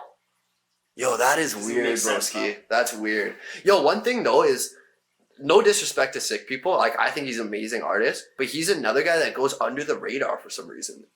You know what I mean? Like, he doesn't get the flowers he deserves. If you go type in his name on YouTube, he's got fucking big songs, bro. Mm-hmm. Like, Big tracks, yeah. big tracks, bro. He'll have 1 million views. He'll have a 500K off 700K, 300K. There's big tracks. He gets played all the time. But why don't people talk about him all the time? Because these blogs, fam, they're being fucking biased and goofy, fam. This is the shit we're talking about. How the hell do niggas get 1 million views and don't get a fucking post about the 1 million views? Yeah. Okay, bet. If that's not what we're doing, we're not doing that, blogs. And I'm talking to all you blogs. We're Right. not doing that. Fine. Why the fuck are you doing that for him then? Or for him and him and him and him then? How does that make sense? Remember, this is what I gotta put into everybody's brains. This is what they gotta think. And unless this is not it, then I'm completely wrong. Because remember, fam, I'm a reasonable guy. I know how to like see both sides of shit. You know what I'm saying? And be like, all right, bet. Yeah. Are these blogs not to promote Toronto scene? To say, hey, look what we got going on here. If somebody is selling out shows, if somebody is doing something viral, if somebody is getting millions of views, if somebody just got a plaque, and all these things are happening, wouldn't you think it makes sense to post the fucking shit so when somebody else from some other state or somewhere comes, oh, let me see what these niggas are doing, it's not dumb, goofy shit, or all they're doing is just talking shit, beefing. The worst one speaks. This guy speaks. My nigga, he's speaking shit off. Fam, it's getting me cheap, fam. Niggas are speaking shit off. Fam, the shit niggas saying, oh, this person speaks and it's nothing. You didn't teach nobody International shit. health. Brother, you taught nobody nothing. The fuck are you speaking about? And what are people, okay, so someone's gonna come that doesn't know this guy to see that and like that post. That's an engaging post. That's engaging. Versus the whole crowd screaming out, forget about me, why you're ahead, shawty. Post that, fam. The fuck are you doing? Post that. Post niggas is viral shit, cool, but post mine too, bro. Don't act like that because a lot of these pages, when they come up, they link, they message, yo, Roney, gold legend, all this shit, goofy shit. Yo, repost me, I'm gonna post you, I'll repost them. They post me, everything's going good. First month or two, oh, yo, send me any post up. Right away after that, they're gone, disappear. I say, hold on, this is a trend. It must be the same fucking guy. It must be the same guy or the ops. This is something, and they might be laughing. This is the trick to get our followers up. Get all these rappers to post us and say, this is the new page. And then once they get up, everybody that's up, wipe their nose. You're not getting no posts. We already stole all your followers. Fam, I'm a conspiracy theorist, fam. I try to figure it out. And if that's not it, tell me it's not it. And prove me wrong. Ready, man? All right, ready? All right, man. Macadelic. No, he's putting in work. Take 3. All right, let's get it. So, yo, when did you meet Sickppl? Grade 8 summer, pretty much. Yeah, grade 9, pretty much, like around that time. How'd you meet him? So I moved to Palm Court. Okay. Mm-hmm. And what was he like growing up? Crazy. His name wasn't even Sickppl before, it was Crisis. Real shit. Let's talk about it. His name was Crisis, fam. Real shit. He was a problem It still. was just a crisis, eh? Bro, the man was crazy still. He was way fucking more like, you know, on a mud thing still. He tries to go on easy and do his thing and do it neatly. Big man, you know what I'm saying? Yeah. But yeah, he was wild still. All that like jumping around in the video and shit, that shit's real. He really felt like that. You know what I'm saying? Yeah. Man, we'd be walking. I swear to God, fam, I remember one day we were walking from the flea market. I'll never forget it. This guy just randomly snatched this guy's chain. And that's like around the first time I met him, you know? And I'm like, yo, this guy is crazy. Like, what's wrong with him? Like he's walking The by. reason why he's crazy is because why didn't you tell none of us? We're just walking together and you just did it. We're like, yo, what the fuck's wrong with this guy? So we all caught. We're like, yo, we're running with this guy because he just jammed this guy's chain, but he been flying on it and didn't tell nobody. So he's one of those youths. Like, he's a sick man. So. When did you guys start making music together? Pretty much like that year of me rapping. Like another thing with sick people too. Like he's just like Smoke Dawg in a way where he didn't want to rap. You know what I'm saying? Yeah, he yeah. didn't want to be in the videos. Like the first video that I was in, that I did, he was in it, and he didn't want to show his face. Then he was tripping like, "Yo, cut me out the video." I'm like, "Nigga, cut you out the video, out the scenes. Brother, you're in every scene. We can't cut you out of those scenes. Nigga, you're in every scene." So whatever. But he did have his little scarf and shit sometimes and shit, whatever. So but yeah, he didn't really want to be on the camera. Like he just wanted to be a street nigga, you know? Right. But then yeah, after a while, after he fucking did his first track and shit, same type of thing as all of us. Right? You get that first 50 to 100K views, and you're like, wow, all right, bet I'm gonna go do this again. You know what I'm saying? So, yeah. Okay, sick. And then eventually you guys made a hit together. Mm-hmm. Yeah. It's one of your biggest tracks. Certified hit, fam. Certified hit maker. Like, when me and sick people are in the studio, it's a problem, fam. Yeah. What's the studio session like with you guys? It's fluent, easy, and just I don't know, it just goes, fam. Like, yeah. I don't know, fam. Whenever we're together, like the amount of tracks we have that are bangers right now, bangers, it's crazy. Still, we have a lot of hits still. Do you have to push him to be a rapper sometimes? I wouldn't, not really, but like in a way, but not really still, because he's a guy, fam, that like once sick people's in his bag, it's a rap. Like he's doing shit to like more professional. He wants to do the videos with concepts and he's trying to make sure it's like he's very, very, very picky on this thing. So that's when people see he's not dropping a lot of music. It's not that he's not working. Yeah. He's just way more picky than even me. Right. Or even YH or something. You know what I'm saying? Like we're more like, okay, we'll just drop fucking 10 videos right now. Call the video man, shoot a scene right here and drop it. Yeah. He's not more like that. He wants to like actually set up a video. You know what I'm saying? So He's a bit more of a perfectionist, maybe. yes. Okay. Yes. Especially with the music shit, yes, he's a perfectionist. You know what I'm saying? Okay. But yeah, like fuck, he has a lot of ideas, man. A lot of ideas. So we push each other at the same time, you know? Yeah, yeah. No, that's dope, man. Because when did you think the Go There was gonna blow up? I knew it was gonna blow up. Yeah, I knew it. I called it like the track. This is the thing with Go There. I co-produced the beat. Right? Oh, okay. Yeah, like I went into the studio with the guy, I did it, all that. And that's the first track that I ever freestyled.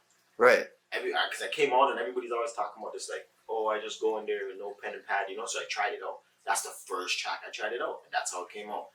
So I had that track already. I was sitting on it for a few months, you know. Yeah. And then when sick people came to check me, then I put him on the track, you know. Like we went to a studio session, and then that's where we made Jamaican Canadian. Okay. You know? That's the day we made it. So I told him, yo, put your verse on, go there, and then we built Jamaican Canadian, you know. And then we built some next tracks and shit, you know. You know what? One thing I notice about your music is you make catchy jingles. Like any big music guy will tell you it's all about the melody, right? Like so it's catchy. You know, you don't even have to know the lyrics. You could say something different, but if you said that in that way, it would work, right? You have many songs like that. Alibis like that, Coffins like that, Forget About Me's like that. Forget about me. It's got this flow. By slap five, no high five. No, do you know what I'm saying though? It all has a lullaby to it. It's very future-esque, right? Mm-hmm. Do you emphasize the flow way more than the lyrics, or like how does that come together? Because there's a science behind it there. Well, I build the flow first, and then I'll try to just build the modest lyrics, you know. Okay. Yeah, so I'll try to build the flow first, but I noticed too that like recently, from the past few years and shit, my flow game has been crazy. Right. Like I've been working on crazy flows. Like if you really listen to my music, you'll notice that like this guy's doing flows and then leaving them. Like go there, little nigga, don't go there. This shit. Name me the song that has that flow in the world, even my own. I never did it again. I left it alone and did another one. Forget about me. Why you who did that flow? Nobody. Not even me. Yeah. I did it one time, gone. Yeah. I'm fucking sick with it, fam. Like I'm actually mad with it. Like when you really look at it like that, you're like, yo, this guy is putting in pain for this amount of years and using so much different flows and dashing them away. Yeah. I'm dashing away flows right, left, center, fam. That's crazy still. You're very similar. Don't take this in the wrong way, but you're very similar to Robin Banks in that way. Where you guys you create these melodies that stick in your fucking head, bro. They're very catchy. Remember, fam, Robin Banks grew up listening to me, you know? Like, we had a relationship too, like when I was in jail, you know? Like, through my manager. Right. Because he was managing me too, you know? So, this guy would always show his, like, love, whatever. We had a track. We did a track, you know what I'm saying? I heard it.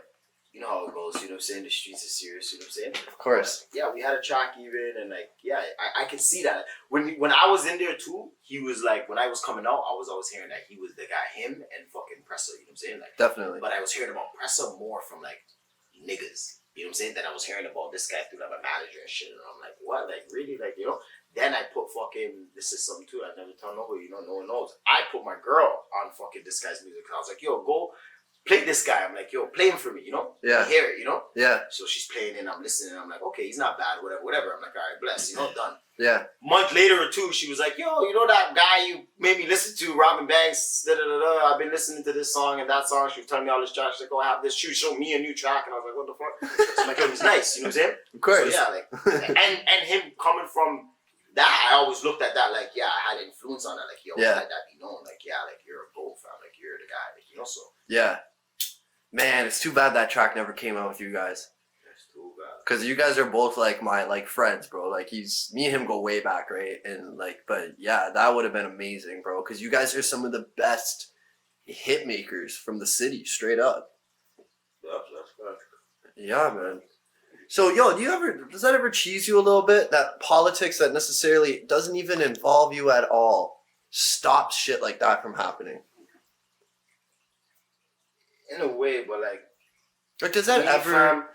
Like, I kind of accept shit, you know what I'm saying, for what it is, you know what I'm saying. So I already know that I'm put on this earth with a purpose, with a timeline, you know what I'm saying. So whatever happens is gonna happen, type shit, you know what I'm saying. So I kind of just let it breeze past, you know what I'm saying. Yeah, yeah. I don't really dwell on shit like that too much, you know. But I do know that, like, fuck, it cheeses me for sure when things like that happen. But those things cheese me when it happens within my camp.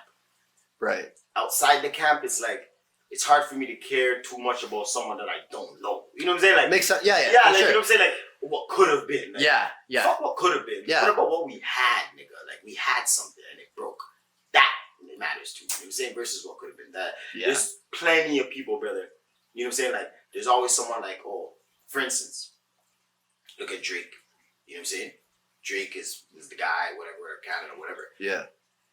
There's rappers, Weeknd, Tory Lanez, these guys were beefing him and still came up.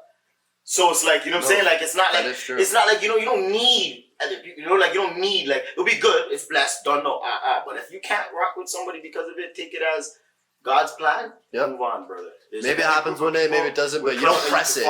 Yeah. Never worry about that. It's all right, you know what I'm saying? You weren't supposed to be my brethren. You know what I'm saying? I have brethren. You know what I'm saying? It's just what it is, you know? I'll make different ones that have the same amount of clout as you and can get me into position, or you. What's your favorite music video that you've shot in your career? 007. Okay. Because I directed it. I directed a couple ones. A couple of videos, like Heartfelt, 007, Lil D, you know. 007's the one you're wearing the suit, right? Yeah, okay. Yeah, that was really good. When I get in my director bag, it's crazy. Mm. Because I write out the whole script. I'll do everything. Like, I'm very, like, particular when I do it, you know? Yeah. But I like it to flow. I like it to come to me, you know what I'm saying? Because also, too, I know that there's people that are doing this for a living, like you and whatever. So if something's not coming to me, it's easy for me to just be like, yo, videographer, here, handle that project. Definitely. Once it does, I'm on it, you know? No, that's sick. Does that come from, like, your love for movies or music videos? Like, you get ideas for your own shit, right? You're watching other people. Yeah, it's just more of me, like, how I vision myself. Like, a lot of times when I'm driving, I'm listening to my tracks, I'm watching the video in my head while driving and while, you know, like, I'm doing that all the time. Yeah, that's cool. Like that. Like, from a little kid, I always was watching myself on stage. I was always seeing myself rapping. Like, every track I listened to when I was a youth, that was a hard track. I would only like to listen to songs that I could see myself rapping. Right. Every time. because every time when I'm sitting there listening, I'm thinking I'm doing those, like, that's me. And I have this whole story, like, this girl I like was hearing it, she was in the crowd. Yeah. Like, this whole, like, you know, like, for instance, like, this whole scenario, like, my mom was there, like, and I have it, and I'm just there, like, listening to the track. That's how I always listen to, even till now. That's how I listen to tracks. You know what I'm saying? Like, I listen to tracks like it's me doing the tracks, you know what I'm saying? No, that's dope, man. When I was young, I was really into that. Like, that was, like, really how I listen. Sometimes now I'll listen to certain things. Yeah, like, putting yourself into it, like, I used to do that all the time. Steady. Yo, if you were 10 years old right now and you saw yourself with everything you've done right now, what would you think or say to yourself? I'd say he did a good job. I'd say that guy did a good job. All right. You know what I'm saying? For sure. I'll be happy. You know what I'm saying? No, that's good, 100%. Man. Yeah. Okay, sick, man. That's good. Yo, why do you get at Casper and K Money so much? I just throw that one in there. Yeah. Just slide that one in there. Fam, because these guys they're trolls, right? So the only way to deal with a troll is to troll a troll, right? And also too, it's like I'm willing to do that and go to that length of like putting everything on the internet and do this, whatever, because I don't really believe you, you know? I don't really trust your gangster. It's not even a diss thing, fam. Like, I don't have to chill with everyone that's a gang. I don't have to. It's okay. I just know you're not that guy. You're not really like that. You know what I'm saying? So it's like people find like they get caught up in theatrics. You know what I'm saying? That's the word of the day. You know what I'm saying? A lot of it's theatrics on it. You know what I'm saying? So people could do something like watch this. Watch this. I know you from my block. Mine is his name. Certified waste man, fam. He's been a waste man before and after. But did he ever been on a drill or did something or whatever? For sure he has. He's still a waste man before and after. Not like he did it and changed and became a demon. No, you still a waste man. You still do the same shit you were doing before. Just situations arise. You know what I'm saying? Things happen. You know what I'm saying? Like, you know, like things that, so people could get co-walled. You know what I'm saying? I'm not getting co-walled. I'm not that type of guy. You can't co-wall me with theatrics. That's why when the first thing people will say, oh, I did, what did you do? That's the trick. That's where they're tricking you on your fucking marbles, my nigga. You gotta stay alert, stay focused. Do not let these guys put no fucking tricks in your head and understand a waste man when you see a waste man. You know what I'm saying? Like, and that's just what it is, fam. Like, to me, it's all fun and games. You know what I mean? Like, I don't care to troll, and if I cared to troll and like beyond that, I would still be doing that. This guy came, he talked about my mom, talked about whatever, said shit on the internet. He wiped his nose, he became a snitch. He's gone. You don't see me saying much. You know what I'm saying? If you never asked me, I never talked about these guys. You know what I'm saying? So I'm not really, that's not my thing to get at these guys. So it's not like, oh, why do you love getting at them? Oh, I don't really love getting at them, to be honest. It's just they do troll shit, they do dumb shit. And because I know you're not serious, we're going to take this to the internet. I'm going to troll the fuck out of you and let them know that you're a waste man. Pretty much simple as that. Okay. What did you think of the Computers track with D Thang? I didn't really listen to it, to be honest. I heard it a little bit, but I didn't really take it in, you know. And like, fuck, Casper's not a bad artist, fam. I'm never gonna go on here and say that. Like, you know I think he's a really good artist. Yeah, you know what I'm saying. That's never the thing. You know what I'm saying. Yeah, I'm not a biased guy. I'm not a biased guy. And he could never say that about me either. He knows that too. You know what I'm saying. These guys grew up knowing that I was the guy, not much less whatever they can think or whatever. Oh yeah, politics, all of that. They know. You know, when you know, you know. You know what I'm saying. You know in your heart, you know what I'm saying? So that's never the issue, you know what I'm saying? I don't really care about what people are doing. If you do that, fam, you get lost in the void. You know what I'm saying? Looking at this and trying to compare these guys to this and that and that and this. I wish everybody well. Do your goddamn thing, because I'm doing my thing. It's just like these blogs, fam. We think I'm not caring to do this the most. Like, you know what I'm saying? I'm tweaking on them right now in the interview. My nigga, that's baby food. You know why? Because we're still fucking lit. Maybe if the situation was different and I wasn't able to sell out and do things, maybe I'd have to, all right, fine, this is my last option. But that's our last option. You know what I'm saying? Worrying about who's doing what big moves and da-da-da-da. My nigga, am I doing big moves? That's all I gotta worry about. If I'm doing big moves, bad. If I'm not doing big moves, everyone's getting robbed. If I'm shaking it, I'm gonna rob someone. Something's gonna happen. You know what I'm saying? You're gonna do something like you know, like you're gonna get to the bottom of the grid and be like, okay, fuck, something's not going on. Yeah. But if that's not the case, fam, I'm not worried, bro. I'm up. You know what I'm saying? Yeah. People with money, fam, don't worry about other people's money. It's kind of some shit like that. You know what I'm saying? Like, rich people don't do that type of shit. And people with whatever, like, that's just how it goes. You know what I'm saying? So, Okay. never worried, you know? No, it wouldn't be an interview if I didn't bring it up, so I had to. So, yo, the Power music video with my age. Yeah. Talk about that one. What do you want to know? That seems to be like That's a viral. your recent, like, fan favorite, I would say. Yeah, it's so fan favorite, I slapped it into the set, my show set. Okay, people like it. Yeah. That's one of my biggest tracks, 2024. I think it is the biggest track, 2024. To be honest. Yeah. And that video was mod. I don't know who shot it, but that guy's mod. Yeah, I don't know. I think he's an idiot. No, it's funny, bro. My little cousin, she's like 25 or something, and she like sends me a Snapchat of Power playing on her TV, and I'm like, and she's like, yo, my boyfriend plays this song all the time, and I'm like, no way. Like, okay, let me ask you this. Why do you think the suburban kids like you so much, bro? Because I drop relatable, heartfelt music. You know? And even when I'm talking my shit, if you really listen, you know that like this guy's talking about some shit you don't have to. These people in the suburbs, fam, like when they tap into this hood shit, it's like, you know, it's a part of their environment that's close to them. That's not them. Of course it's gonna be interesting.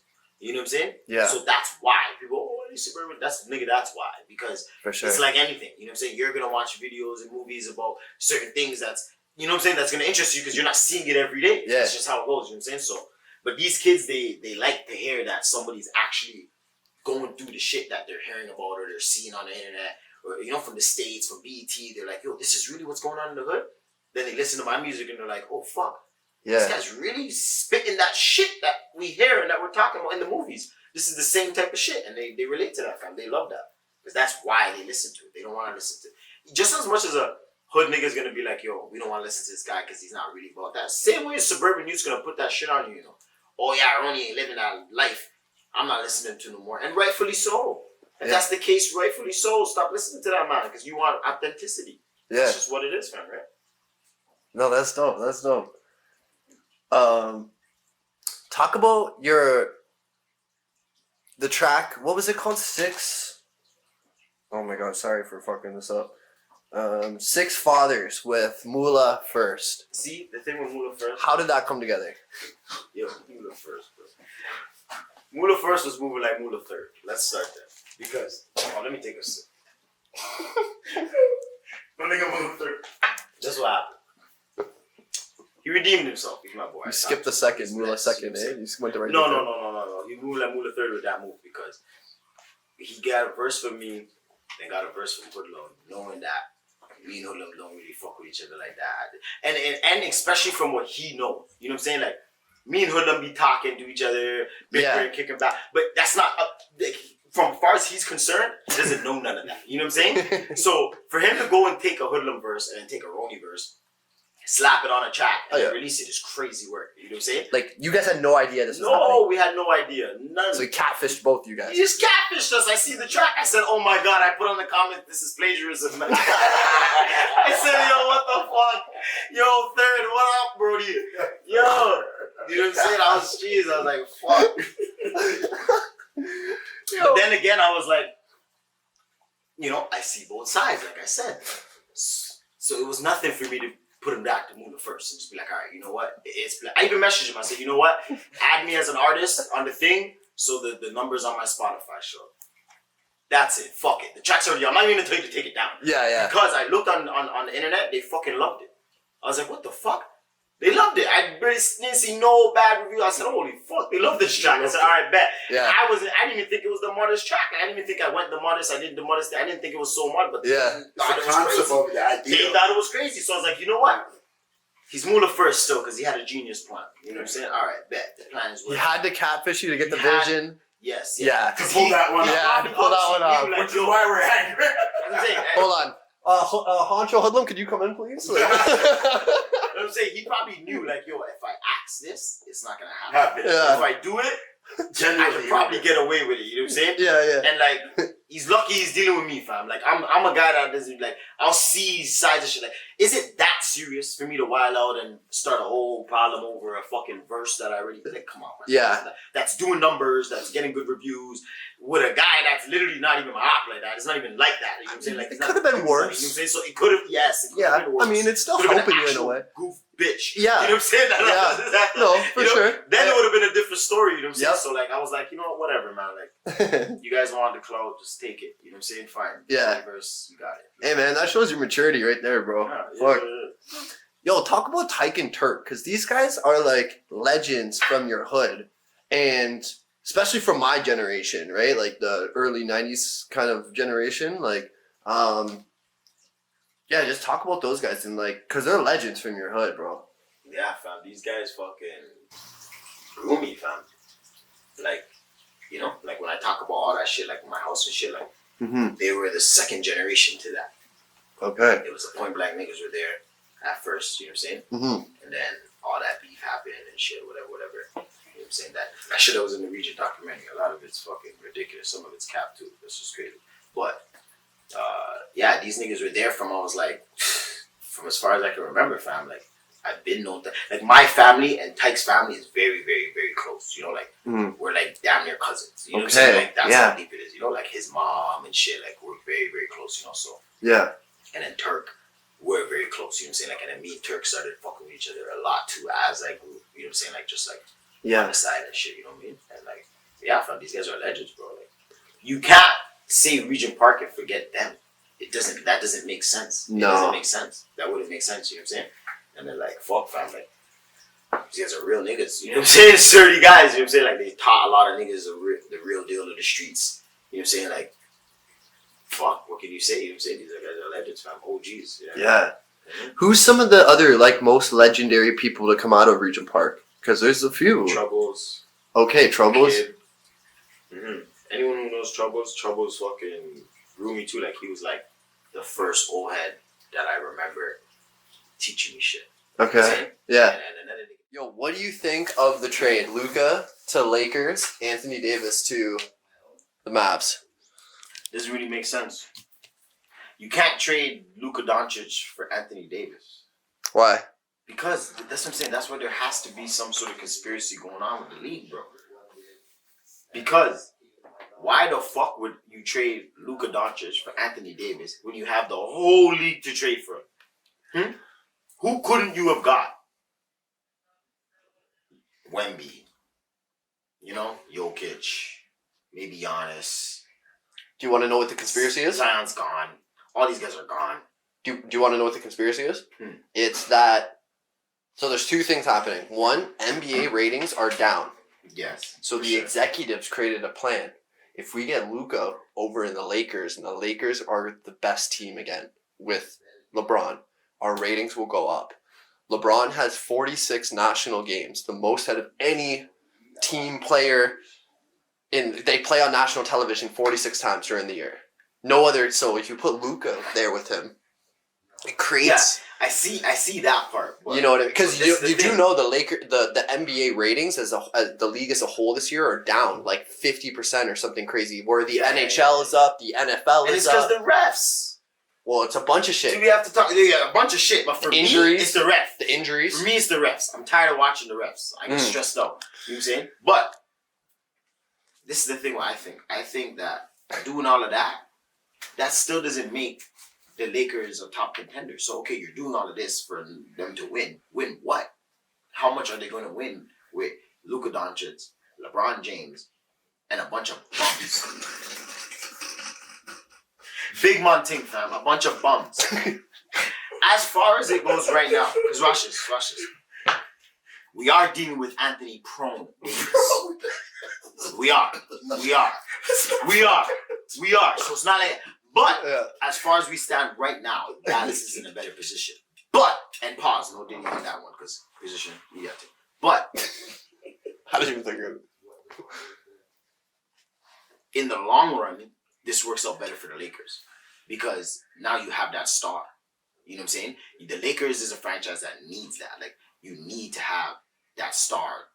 Come on, it's guaranteed. You know what I'm saying? So, when LeBron leaves, who the fuck's gonna take Anthony Davis?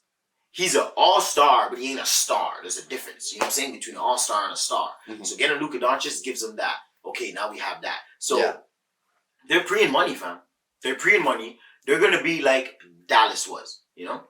Okay team, good team, do what. They're just creating another Dallas in LA. Mhm. But they're actually gonna make more money off of Luka Doncic being in LA versus being in Dallas. Right. That's all it is. And Dallas now, they got a nice duo, but we got Prone Davis, fam, so Yeah, that's now wild. it's not looking good. Like if he's healthy, I'm putting my money on Kyrie and Anthony Davis versus LeBron James and Luka. Interesting. If Anthony Davis is healthy and ready to go, Yeah. you know what I'm saying. Especially as a team, Right. you know what I'm saying, because they have the better team surrounding them. You know what I'm saying. So Yep. I don't know. I feel like overall, in the long run, they probably look at it like Lakers won the trade, bro. Yeah. The younger star, the better player, that's less injury prone. You can't argue that the Lakers didn't win the trade For sure. as of right now. It's hard to argue that the Mavs Yeah, won. Yes. as of right now. Right. But This just you in. never know. You never know. This just in. What so is that? The Mavs might be moving stadium. They're thinking about like Vegas, something like the Supersonics. Yes, yeah, Because switch they up said their whole thing. The arenas. But then again, you're going on Outdated. two aging stars. Like Anthony Davis is not as aging as Kyrie because he's just 31 years old. He's But going at to the be same 32 time, in March. come on, you're 32, and Kyrie, you know, like so it's like Yeah. you're still throwing the house on it. Mavericks went to the finals last year. They were this close. You know what I mean? They were this close to winning. At Boston, you know what I mean? Like, they were that close, bro. So, like, all you had to do is make Luka tweaks. too, fam. A lot of it was Luka too. I was watching Kyrie do some dumb shit sometimes, flaming out. You seen it. You know what I'm saying? So like it happens, you know what I'm saying? So you're like, But No, remember, for Anthony sure. Davis is a beast. Anthony Davis is always. I play fantasy basketball every year, and like too. he's I always a lose all the top time. 5 Is that player the team? because he's blocking everybody. He's a defensive top player. He's an off here. Oh, I don't have one. Fuck. Here, let me grab you one. Yo, while he's gone, I'm gonna run this shit. You know what I'm saying? LeBron James is shit. It's a takeover, man. You know what I'm saying? Someone's at the door. Goof ass motherfucker. Sorry. You're risky. But yeah, another thing too is so Luka apparently is 280 pounds. They weighed him the other day, so they think he's not taking. And is that an official report? I think that's an Because I official did see report. that on Instagram, but I don't know if that's an official report or if that's just Right. shit on Instagram, you know? Like, Yeah. You know? So Yeah. that I don't know, you know, but hey man, Luka's one of them guys. Like he's a generational talent, you know? So it's hard to argue that, you know? No, for sure, for sure. I had to get your take on that just because it's been the talk of everybody's. But at the same time too, LeBron James is doing fuckery. He has to be stopped, man. No, he has to be stopped. This needs to be studied. This fraudulent GOAT cases needs to be studied, man. Oh yeah. The way he's trying to fucking do this shit over Michael Jordan, where Yeah. Michael, like, what are we doing here? Yeah. And he's trying to draw for every man. That's the problem. Yeah. So you can't do that. Your whole career is just drawn for that. Every ring, fake as fuck. Yeah. The only one that I can say, okay, is 30 is, you know which one, the 3-1. The only one that I can say is 30, but at the same time, you went there knowing Kyrie Irving and Kevin Love was the next shits at the same time. Right. You didn't build with them like Stephen Curry built, like Jordan built. Okay, they got Rodman, whatever. That's a piece. That's a, you know, Rodman's like Raptors picking up Ibaka and Gasol. Exactly. You know, it's a piece. He's a defensive. Yeah, it helps. Yeah. Okay, cool. But we all need pieces. That's not what we're talking about. Yeah. We're talking about you going and drawing for the guys. What are you doing? Drawing for the guys that you are literally racing in the MVP. What are you doing? That is crazy work, man. That's crazy work. He keeps doing it. He's getting away with it. Yeah. And he still didn't get 6 rings doing it. That's why I can't rate him like that. Over LeBron. And even Kobe, fam. Yeah. I can't say he's over Kobe. And like, in a way, nah. I'm over Kobe still. He's over Magic Johnson still. Yeah. Like, as a player, Right. Magic Johnson did it better. You can say he did it better with his Right. 5 rings. He did it better. But as a player, yes, LeBron James was way better. For than sure. Magic Johnson. And the longevity. No one's and the done. longevity. Yeah. That Yeah. was throwing it out the window. But For sure. Kobe now, I'm putting it like, because LeBron James, the longevity thing stands in, but still didn't get amount of rings as Kobe as long. Now the longevity is going against you, my nigga. When does it go against him, fam? when are we gonna say, all right, fam, It's interesting. you need to win some 30 rings right now, because all this longevity shit is going against you. Because when you look at like when they reached, like him and Michael Jordan and shit, when they reached, you know, for instance, 20,000 points, 30,000, whatever points. Yeah.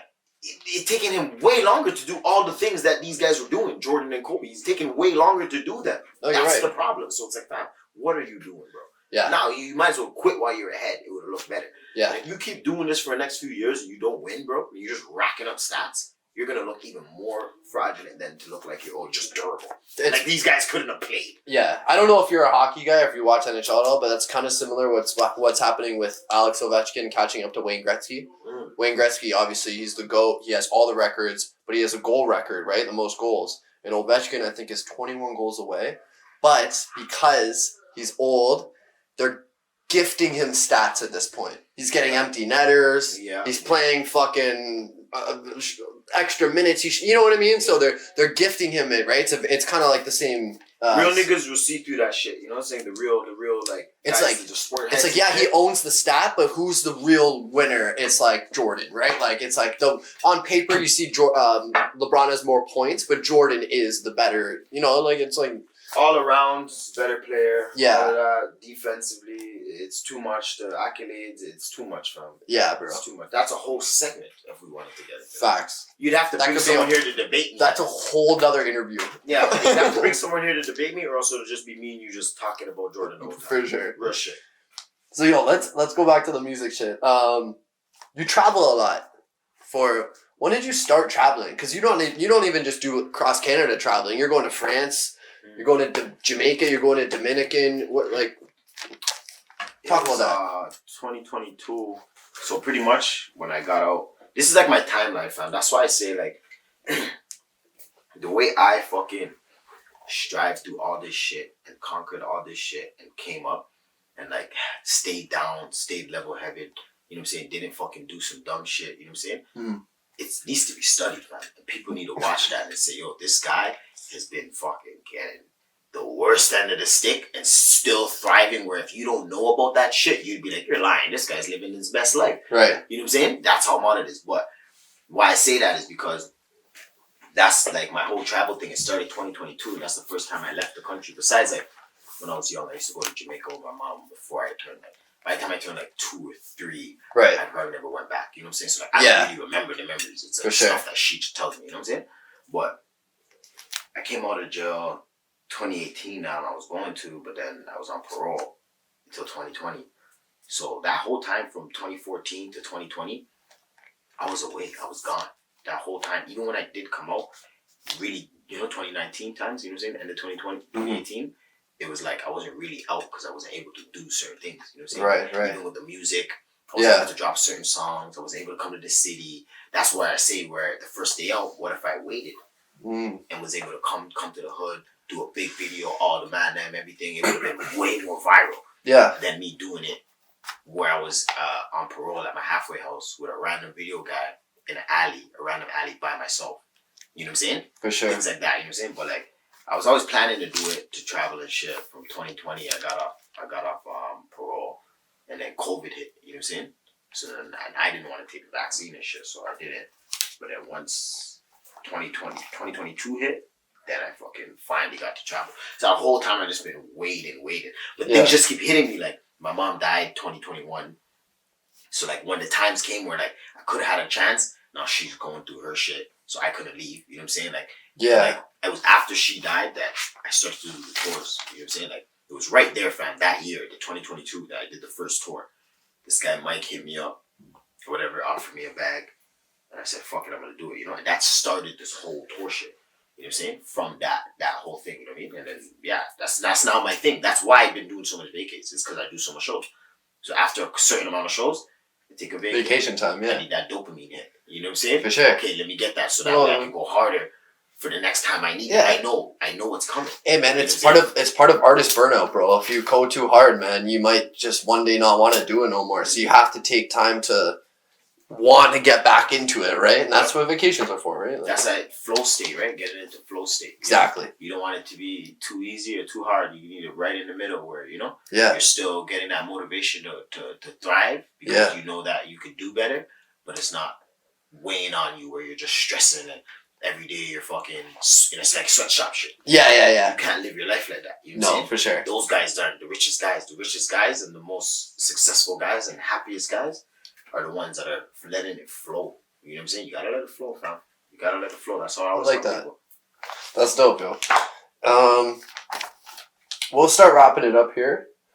What's like a next big step for you? You know, because you went from being an underground artist to getting your first million views to going on the road. Is the next big step for you getting a big feature from a big mainstream artist? Yeah, that's a step, you know? Like, with this music shit, that's probably the one thing that I had a problem with always, you know what I'm saying? Like, I never really put into going off of another man's wave or nothing like that, you know? You never see me on the internet dick riding nobody, trying to get into these shows and concerts and be, you know, even like, you know, with these blogs and all that, like I kind of just accept whatever, just do what I gotta do, you know what I'm saying? Like, do better, that's it. I gotta do better. I don't know what, whatever. But also, too, that's a defect, too. Like, that's something that you gotta put that part of your pride down and be like, all right, you know what, let me start reaching out to people, do this, whatever. Like, I don't even pay for promo, which I'm learning. Like, Lucas Tita, I talked to him and shit, you know what I'm saying? He's my guy. And, like, he's been praying it in my brain, like, fam, like, and he's putting it in a way where he's like, trying to manipulate my brain in a good way, but manipulate my brain to be like, look at all these guys who you rate, they're doing it. You know what I'm saying? So it's like, if you rate them, if you listen to their music and they're doing it, why wouldn't you? You know what I'm saying? It's not like the other guys. There's two categories. There's the guys who are paying for views, bots and goofy shit, and then there's these guys who are signed to labels who they don't even need to pay because the label's paying for them, but it's not bots, it's 30 views and so, but they do it the right way. Those things that I'm learning, this is within the last 2-3 months. So we're sitting here with me with already gold plaques, already with all these things that haven't been doing that. Wow. He's showing me like what he compares it to is like, yo, I'm running, I'm in the league. It's like I'm in the MLB with what's the guy that did the steroids? Barry Bonds. Yes, and I'm in the Barry Bonds league. These niggas are all Barry Bonds in. And I'm here just doing it normal, but I'm still there with them. Imagine if you Barry Bonds Imagine if you Barry Bonds did how much. Yeah, you're Carlos Delgado. You would have been mod if you really put. Fam, it's easy. It's just not that hard. Yeah. You gotta put the money towards certain things and, you know, go and talk to these people and try to network. You know what I'm saying? Networking, you know be an artist, And I understand the networking part, but I also understand people, and we're dealing with a lot of hood people and things like that. It's like to go with these artists, it's kind of like, you know, you kind of stand your ground, you know what I'm saying? Like, for sure. But at the same time, I'm the artist where no matter who it is, whatever hood nigga that I'm doing a track with, I always say, yo, let's go to the studio together to do it. Because then if we're already going to do a song, then okay, fine, we're already locking in. But to go and force myself to lock in, it just never ever occurred to me to like, I'll do all of them on myself. For sure. Everybody. You know what I'm saying? Like, so I just gotta break out of that too. Like there's positives and negatives for me being like that. You know what I'm saying? No, that's dope. What's your message to the people, your fans? What would you tell your fans right now? I say, man, just only thing you can do is better. You know what I'm saying? Just do better. That's it. Whatever you're doing, just try to do better, man. Every day. That's all you can do. Focus on you. You know what I'm saying? Don't worry about what people have going on. Focus on you. You know what I'm saying? Because you matter the most. You know what I'm saying? You know, when these people go to their bed at night, they're not preying you. They're not thinking about you the way you want them to think about. Maybe it might cross their mind, but it ain't one of those. You know what I'm saying? So just do your thing and just, you know, rebel. You know what I'm saying?